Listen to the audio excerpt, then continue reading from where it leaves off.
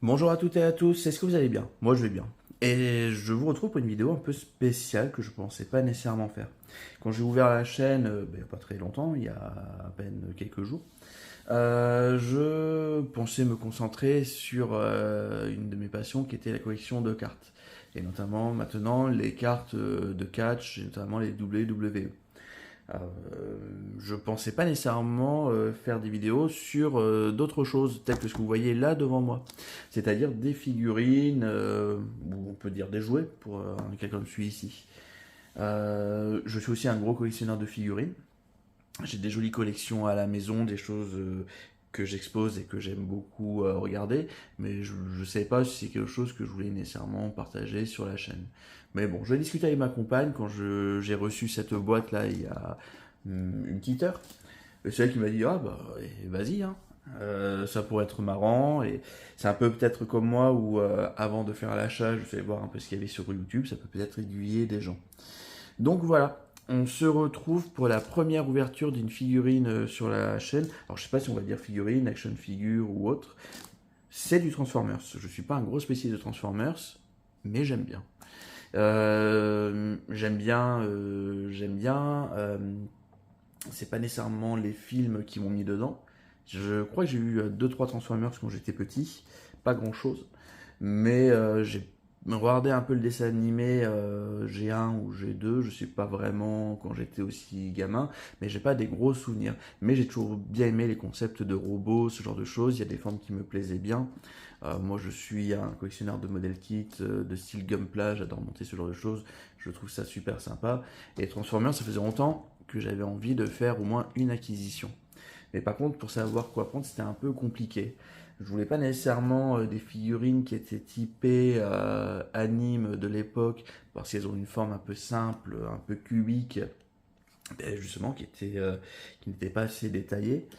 Les films, j'ai une relation bizarre avec les films. Les 5 films de Michael Bay, je suis pas du tout un grand fan. Autant le premier ça passe, mais sa façon d'écrire les personnages, sa façon de filmer des fois les scènes d'action où c'est un bordel pas possible, les interactions, et tout simplement le fait que bah, les robots, les Transformers, ne sont pas des vrais personnages chez lui, ce sont des clichés superposés les uns sur les autres. Enfin, je dis ça, les personnages humains, c'est la même chose, hein, c'est que des clichés, il y a rien d'intéressant, de profond.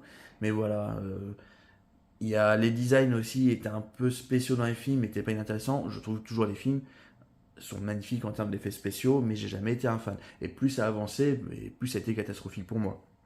Les, euh, les films 4 et 5, ça a été une purge. Je me demande même si le 5, avec ma compagne, on s'est pas dit que c'est le film le plus long de toute notre vie, tellement qu'en termes de rythme et de narration, ça ramait à fond quoi.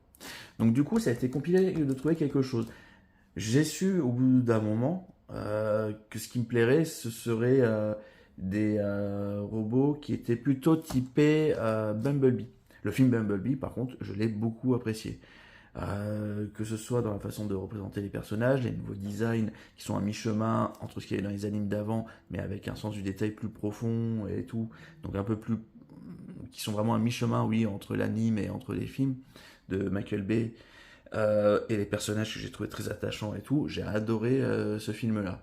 Et en moindre mesure, j'aime beaucoup Rise of the Beast, le dernier qui est sorti au moment où je tourne la vidéo, qui a des défauts, mais qui est, pour moi, qui est parfaitement regardable, soirée popcorn. Mais bon, pour trouver des figurines sur cette licence qui valent le coup, bah, c'est pas évident. Et au final, j'ai regardé un peu ce qui se faisait. Alors, j'ai commencé à ouvrir en même temps parce que sinon la vidéo va durer 3 plombes. Donc j'ai regardé un peu ce qui se faisait. Donc vous voyez, hein, là, elle est vraiment dans son jus. Et là, je sais pas si un jour ça deviendrait un objet de collection, mais elle vient de perdre une valeur inestimable. Tout ça pour dire que j'avais repéré des marques qui avaient l'air de très bien faire le job. Notamment YOLO Park. Mais YOLO Park, c'est un peu compliqué à choper quand on est en Europe. Et en fait, ce qui m'a intéressé en YOLO Park, ils avaient des modèles kits, donc un peu comme les Gundam, d'Optimus Prime et de Shockwave. Du film Bumblebee, je trouvais vraiment magnifique. Mais bon, les tarifs à partir du moment où tu étais sur les boutiques européennes, c'était du grand n'importe quoi. Et bon, commander à l'étranger avec les douanes et tout, enfin, Tu sais jamais ce que tu peux avoir. Et c'est comme ça que j'ai trouvé au fur et à mesure une autre marque. Euh, donc on voit qu'il y a Hasbro, on voit derrière qu'il y a 3-0. Alors 3-0, du coup, c'est bien écrit en entier en lettres. Parce que sur le site où j'ai acheté, tu avais des figurines où c'était bien écrit 3-0 comme ça, et d'autres free, et derrière c'était carrément le chiffre 0. Donc pour essayer de savoir, c'était pas évident. Et c'est comme ça que je me suis décidé à tester cette Rodimus Prime de la gamme MDLX de 3.0.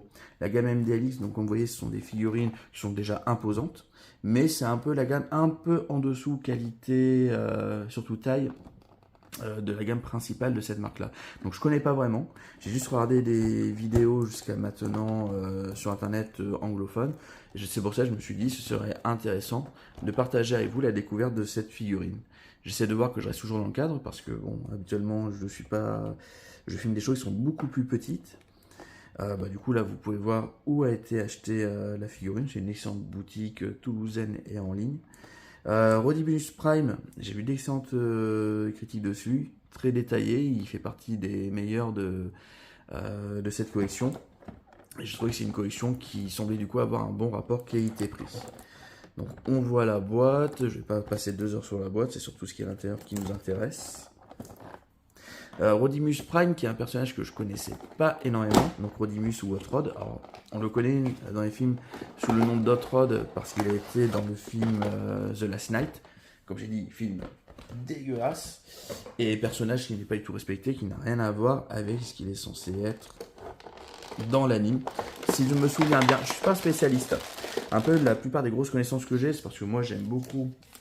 Vous voyez, il y a un petit manuel pour nous dire qu'il peut bouger, qu'on peut lui mettre des ailes derrière et qu'on peut lui changer les mains. Ça va, c'est pas la mer à boire. Moi j'ai beaucoup appris, j'aime beaucoup déjà me balader sur internet pour choper des informations. Je regarde si... Non, ça va. Il n'y a pas l'air d'avoir de scotch. Et surtout la chaîne de Magnus. La chaîne de Magnus est un passionné de l'univers Transformers, quel que soit le type d'univers, que ce soit des films, j'espère que je fais pas trop de bruit, des films, les séries, les comics aussi. Et donc il partage énormément de choses dessus. Et il fait notamment des focus sur les différents personnages. Et en fait, j'ai cru à un moment que j'avais eu quand j'étais jeune une figurine de Hot Rod, ou son autre nom, quand il devient le chef des Autobots, Rodimus Prime. Parce que j'avais une voiture de sport qui avait exactement ses couleurs, avec les flammes et tout. Donc quand j'ai découvert le personnage, je me suis dit, je crois que quand j'étais gamin j'avais ça. Pas du tout. J'avais je crois que c'est aussi un Autobot qui s'appelait Sunburst. Très déçu. Allez, voyons voir ce que ça donne.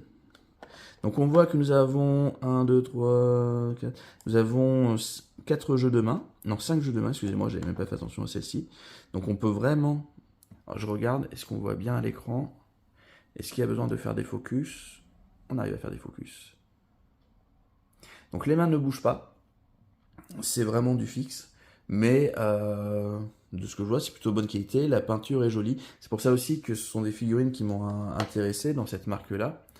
Parce que il y avait l'air d'avoir vraiment un bon travail sur la peinture qui faisait qu'on n'avait pas l'impression d'être devant des pièces totalement plastiques impersonnelles. C'est un peu ça qui me dérangeait sur d'autres collections Hasbro jouets purs.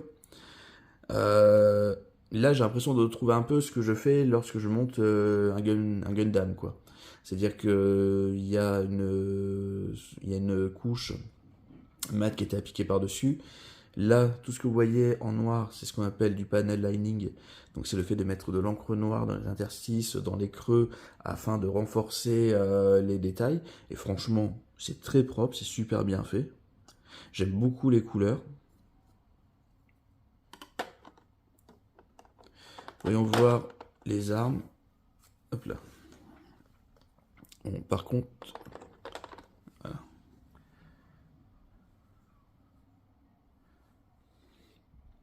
Les armes rudimentaires, mais plutôt bien. C'est le genre de choses, tu as envie de réappliquer des effets par-dessus. Par exemple, avec une peinture un peu gris métallisé, que tu mets sur un pinceau, que tu enlèves quasiment... Hop là. Merci. Que tu enlèves quasiment entièrement. Tu la passes en brossant très légèrement. Tu fais ce qu'on appelle du weathering. Et ce qui donne un effet usé, abîmé, la peinture un peu écaillée. C'est du plus bel effet. Et donc c'est le genre de choses où je pense que c'est largement faisable sur ce type de figurine. Donc on va voir. La figurine est légère. Donc c'est une figurine qui est articulée. C'est pas une figurine transformable. Donc je sais que pour les vrais fans, c'est peut-être des collections qui peuvent être moins intéressantes. Mais franchement, moi c'est exactement ce que je recherchais. Donc c'est une forme qui est qui est très liée à l'anime, mais qui est retravaillée, qui a plus de détails. Et regardez-moi la qualité. Franchement, c'est du plastique. Il n'y a pas de souci là-dessus. Mais c'est du plastique qui a été très bien travaillé au niveau de la peinture. Et ça fait du coup. Donc là, vous pouvez voir ici sur le bas du dos de la colonne vertébrale. Grâce à du vernis mat qui a été appliqué, grâce aussi à des peintures de qualité avant, et grâce au travail de panel lining, franchement, ça fait quelque chose que je trouve magnifique. Bah, du coup, je suis vraiment pas déçu. J'avais assez peu de doutes. C'est aussi pour ça qu'il est important de regarder un peu des vidéos comme ça sur YouTube de personnes qui ont fait eux-mêmes les achats et pas que des photos promotionnelles. Parce que franchement, ouais, elle donne super bien. Alors en fait, elle est un peu plus lourde que ce que je pensais en main. On sent que il y a de la qualité. Faites voir le visage. Donc, veux-tu bien? Non, je suis un peu trop près. Voilà, c'est ce que je disais. Le visage, c'est un visage anime un peu d'époque, mais un peu plus détaillé. Limite, ça pourrait être un Rodimus Prime qui sera apparu dans le film Bumblebee. Il irait très bien avec. Franchement, c'est super beau. Je suis ravi de cet achat. Fais voir comment on met ça à l'arrière. Bon, en fait, c'est très simple, hein, mais... Et voilà, le personnage complet. On peut lui changer les mains. On peut tenter d'autres poses. Il est articulé à différents endroits. Les pieds aussi font le taf. C'est très large, mais on voit un certain niveau de détail. Bon, franchement, c'est un petit investissement, hein, parce que c'est pas le prix des figurines de base, mais ça reste modéré pour un résultat qui vaut vraiment le coup. Alors, en sachant qu'il y a certains modèles, comme par exemple Bumblebee, je crois, qui coûte moins cher et qui est totalement abordable. C'est aussi parce que les figurines ont des tailles qui sont différentes suivant le personnage. Ce personnage-là, d'après ce que j'ai vu, je crois, il est légèrement plus grand que l'Optimus Prime de la marque. Le Bumblebee est par contre beaucoup plus petit. Alors par contre, truc très bizarre, c'est qu'il y a un Bumblebee et un Killjumper qui se ressemblent énormément. Je pense qu'à peu près 90% des pièces sont les mêmes, à part peut-être au niveau du visage, ils n'ont pas les mêmes cornes sur le casque. Mais je crois qu'il y a 20 ou 30 euros de différence. J'ai pas trop compris le délire. Mais en tout cas, voilà. Ça, si vous voulez vous amuser à l'univers Transformers, moi, je vais pas acheter 12 000 Transformers, hein. J'avais envie depuis longtemps. Si je trouve peut-être chez un YOLO Park sur le modèle Shockwave qui m'intéressait, voilà. Mais en tout cas, pour avoir une entrée Transformers dans une collection, franchement, c'est super bien. Alors, est-ce que c'est du jouet? Je pense que c'est plus qualitatif et on va pas trop s'amuser à le bouger dans tous les sens pour éviter d'abîmer la peinture ou autre, mais ça fait le job. C'est pas du tout déçu de l'achat. On le voit, je vous parlais tout à l'heure de Withering. Hop là. Ce que vous voyez là sur les arêtes de l'avant-bras, cette partie un peu grise, c'est ça un peu les effets qui sont faits. Ça permet de montrer que c'est un personnage qui a vécu. Donc sur des robots, ça donne super bien. Les robots, souvent, tu as deux façons de les présenter. C'est soit tu fais des effets glossy de brillance importants pour vraiment montrer qu'il sort d'usine et tout. Ou sinon, c'est un peu cet effet mat, cet effet un peu abîmé qui permet de montrer que c'est un personnage qui a vécu. Donc voilà, c'est tout. Je ne vais pas aller beaucoup plus loin dessus. Surtout que j'ai fait une intro qui est encore beaucoup trop longue. Je suis désolé, j'essaierai de faire plus court plus tard. Mais je pense que grâce à ma femme, vous aurez aussi des vidéos de figurines sur la chaîne. Donc là, c'était la première. Je sais que j'ai au moins 3 figurines dans le viseur, là, qui sont par contre des figurines de manga et une comics. Donc bah, peut-être qu'on va faire un peu la même chose. En tout cas, voilà. Là, c'était sur le Rodimus Prime de la marque Suizero de la gamme MDLX. Franchement, un achat, on peut y aller les yeux fermés. Donc j'espère vous retrouver bientôt pour des nouvelles vidéos. Je pense surtout des vidéos d'ouverture de cartes, mais aussi, du coup, maintenant, des petites figurines. Passez une très bonne journée, à très bientôt. Bye bye.